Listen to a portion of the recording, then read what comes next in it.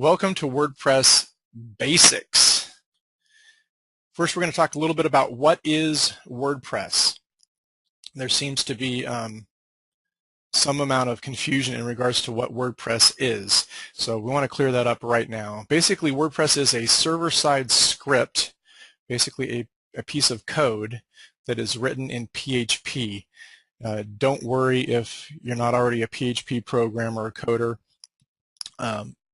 One of the great things about WordPress is that you can do a whole lot of stuff with WordPress without having to know how to code in PHP. Of course, understanding PHP, at least the basics of PHP, will definitely help you extend WordPress. Right, so that's pretty much it for the PowerPoint part.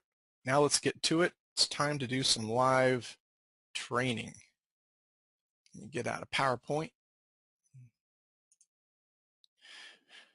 Back to WordPress.org we go. So what we're going to do basically in WordPress Basics this session is we're going to go through a full manual installation of WordPress and make sure that we explain the process every step of the way such that you fully understand it, not just give you information that says step 1, step 2, do this, such that you end up at the end of the session knowing kind of what to do but not why. We're going to do both. We're going to cover both the how to do it and the why to do it.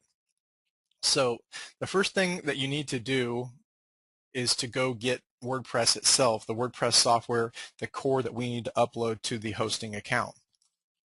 That can be found at wordpress.org/download. And I will make the point because I know Jerry's itching to say, make sure that you say it. You don't want to get WordPress from any other location. So you might find that someone else offers the WordPress download from their site. Our strong suggestion is that you do not download or acquire WordPress from any other location other than wordpress.org/download. This is because, of course, that code is open source, and you can't actually have someone with skills, go in and recode WordPress or basically make some backdoors and then put the package back up for download, and you could be downloading something that's less stable or basically wide open if you download it from some other source. So wordpress.org/download is the only place to get WordPress, and they made it very easy for you. You'll see a nice big blue button up here. Clicking the download button, the blue button, will give you a zip file in .zip format. If you happen to prefer the .tar.gz, I think it's .tar.gz is how they refer to it, compression format, you can click the download text here. So I've already downloaded WordPress to save a little bit of time, so I'm not going to go through that process of it. Basically, I'll just click the button so you can see it brings up a window. It's going to allow you to either open it or save it, and then once you do that, just choose a location to save WordPress in. You'll also see that it adds the file extension, the version number rather, to the file extension. In this case, we are downloading 3.3.2. So once it's downloaded, you can go unzip it and we can further the process. One other quick note before I get off this page is this part right here that says release notification. There is an email sign up feature right here that will allow you to enter your email address such that when new stable releases are made, that you'll automatically get an email. Of course, this information is also shown to you inside of your WordPress admin area, but depending upon how often you're inside WordPress, it may be quicker to get updates via email, so that choice is yours. So before we install WordPress and we go any further, I need to make just a couple of statements in terms or in regards to security. When most people talk about WordPress security, they really talk about hardening WordPress itself. They talk about doing things to the WordPress installation to make it more secure. However, the subject is actually bigger than that, and while we will have a very lengthy, very detailed WordPress security session later tonight, what you need to know basically is this. There's about 30% of all the machines, especially if you're on a PC platform as opposed to a Mac, currently have some form of virus or malware installed on them.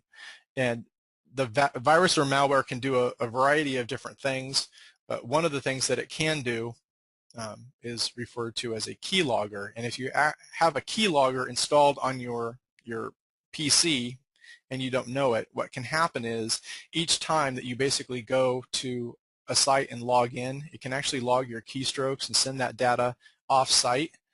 And if that's happening to you, basically, it doesn't matter how protective your usernames and passwords, how long and ugly they are for protection or security's sake. If someone can just basically get your raw keystrokes, they have access basically into pretty much everything: cPanel, FTP, your WordPress installation, etc. So my first recommendation to you before you start installing WordPress on an area that you're really concerned with is to make sure that your machine is clean. For me, I basically use two. I'm only taking you over here to Malwarebytes, but Malwarebytes, bytes.org. They have a free and a pro version, but basically Malwarebytes is, for me, the best scanner I've found to basically scan your system to see if it finds any piece of tech that's running on your machine that you need to get rid of. I use the Avast. I use the paid version of Avast as my firewall and my virus preventer, basically, to try to stop getting viruses in the first place. And I use Malwarebytes to run on a semi-regular basis just to make sure that nothing got past Avast. For Jerry, you want to jump in? I forget. I think you're using just the version through Microsoft, right? Right, Microsoft Security Essentials. And that I think it's that product is more like Avast, correct? It's more like a firewall and a virus preventer. It's a firewall, virus preventer, and anti-malware all in one. Okay, so it does do. Yeah, they bought a bunch of companies and brought them together. So. Okay. Yeah. So now you have basically two different resources to look at: either Microsoft Security Essentials, which I believe is free, and yeah, it's free, but it only runs on Windows. So. Okay. Fortunately for Mac users, the issues are less, although there have been some Mac viruses out in the recent past. So not being a Mac user, you're going to want to look into that. I can't give you some intelligent training in regards to protecting yourself on a Mac. How about you, Jared? I'm going to disagree slightly with that. Okay. The Conflicker worm a few years ago was a major attack on Windows and was considered one of the largest of its kind attacks. However, the oh man, I just went blank on it. The Mac flashback that we just had a few weeks ago actually infected more computers than the Conflicker worm did. It was actually a larger outbreak on Macintosh than was ever a single outbreak of one kind on the Windows machine. So just because you're on a Mac, don't think you're safe. You actually need to. They're going after Macs harder because people are thinking they're so safe. But fortunately, there's a lot of good software out there. But don't ever click on a download that pops up and says, "Hey, you want to do a free scan?" or "Hey, we think you're infected," or whatever.